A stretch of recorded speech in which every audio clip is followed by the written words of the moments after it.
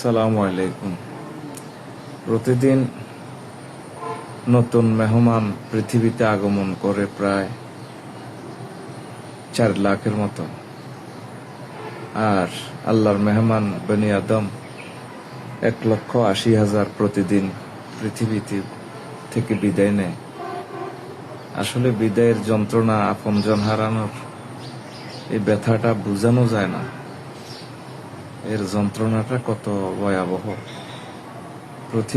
পৃথিবীর প্রতি ইঞ্চি মাটিতেই বিচ্ছেদ বেদনা জর্জরিত। কলিজার টুকরা মা চলে গেছেন।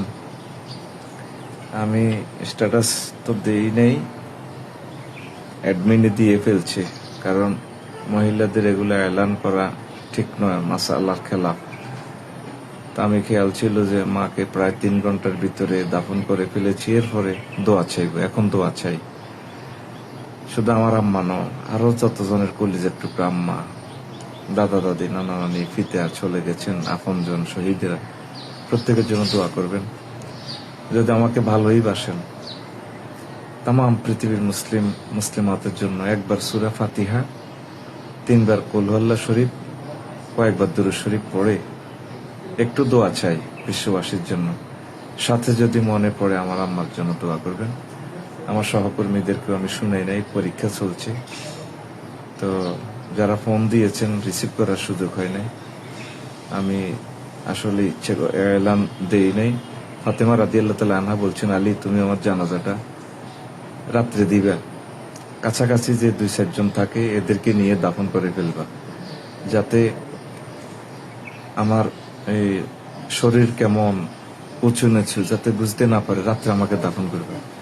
আবু বকর রাদিয়াল্লাহু তাআলা আনহু পর্যন্ত এই মৃত্যু সংবাদটা পাননি, উনি খুব মনোকষ্ট পাইলেন। আলী রাদিয়াল্লাহু তাআলা আনহু বললেন যে ফাতিমা এইভাবে আমাকে ওসিয়ত করছে।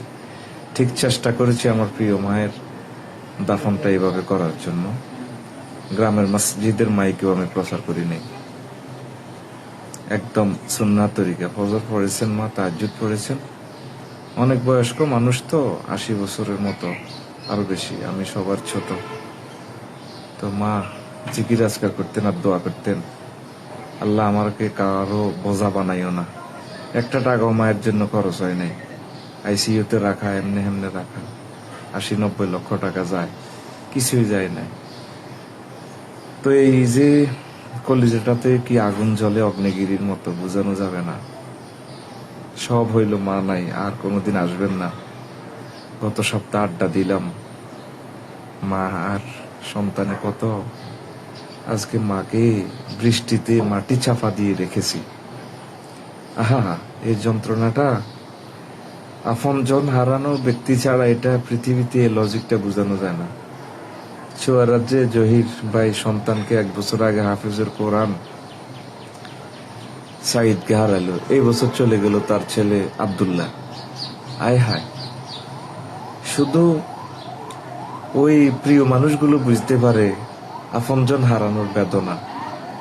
তা আমি দোয়া করি একজন শোক সন্তপ্ত মানুষ হিসাবে, যত মানুষ আপনজন হারিয়েছেন আল্লাহ যাতে তাদেরকে ক্ষমা করে দেন। রাসূল সাল্লাল্লাহু আলাইহি সাল্লামের মহব্বতে তাদের কবরকে যাতে মুনাওয়ার করে দেন। তো মা, তার দোয়ার বরকতে আল্লাহ আজকে আমাকে এত বড় করেছেন। সবসময় মা দোয়া করতেন। এই গলাতে স্কুলে পড়ার সময় কত লক্ষবার চুমা দিয়ে দোয়া করছেন, আল্লাহ আমার সন্তানের কণ্ঠটা মধুর করে দাও। অথচ তিনি পড়ালেখা জানতেন না। সে মার বরকতে আজ পৃথিবী জয় করেছি। পৃথিবীর সকল মা যারা কবরে চলে গেছেন তাদেরকে আল্লাহ ক্ষমা করে দেন। আমি দোয়া চাই, কেউ মনে ব্যথা নিবেন না, আমি ইচ্ছে করে বিষয়টা গোপন রেখেছিলাম। দোয়া করবেন। রাসূল সাল্লাল্লাহু আলাইহি সাল্লামের মহব্বতে একটু দোয়া চাই। সূরা ফাতিহা অবশ্যই পড়বেন। সূরা কুল হুয়াল্লাহ শরীফ 3 বার পড়তে কতক্ষণ? 1-1.5 মিনিট সময় লাগে। আসসালামু আলাইকুম ওয়া রাহমাতুল্লাহি ওয়া বারাকাতুহু।